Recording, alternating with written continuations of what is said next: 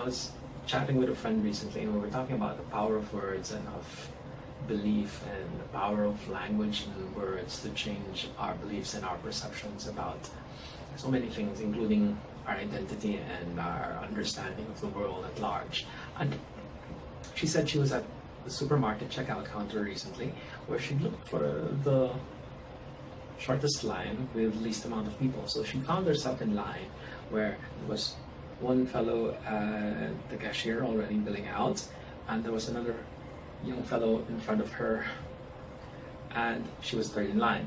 And so she with her daughter were patiently waiting with their small handheld groceries, and the guy in front of her gets on the phone, and in a few moments another fellow joined him and then got on the phone again, and she could overhear him asking for his other friends who were in the area to join us at this line because it's short and we can get out of here faster. And she said, as soon as the guy was off the phone, in the nicest way possible, nice tone, nice tenor, nice delivery, neutral language, she said,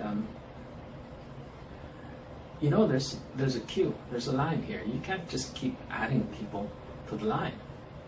And the guy goes, we're not adding people, we're adding items. Oh, okay. And she goes, well, I see. So all of these other items, I guess since you're just adding items, you're going to pay for them as well. Yes, of course, of course. And okay, so she proceeds to watch as the guy whose face has changed, but was still puffing up like a blowfish, brought out his credit card and paid for what appeared to be other people's stuff, because there was a mumbled discussion about, you know, whose items these were and how they were going to pay for them later.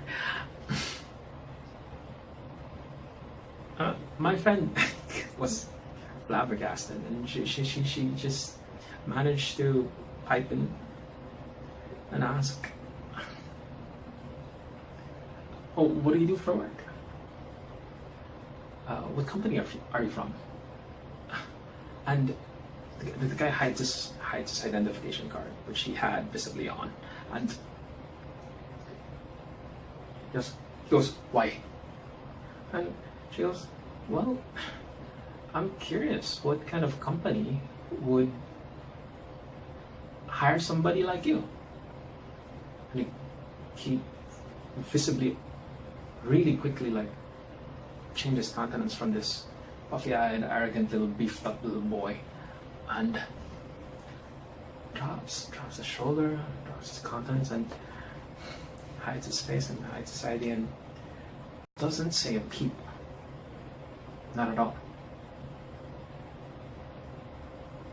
And that got us into a discussion about what's important to people, because she started wondering, oh, what did she say that was so core, so integral to the fellow's identity that he would react that way? What nerve did she touch? What meaning arose in the young man's mind? And looking at it from the young man's perspective, what would cause him to behave in such a way towards, well, a senior citizen?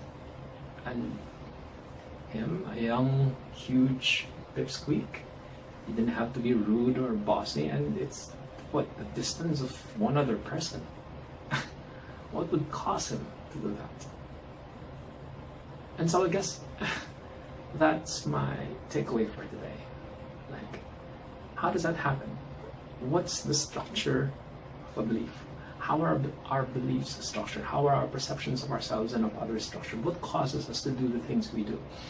And how do our words matter and our language in affecting change in others? And so that's my invitation for you. Reconsider what you do with your words and the power of your language. And let's talk about what happened in this scenario and the reframes that occurred within it soon.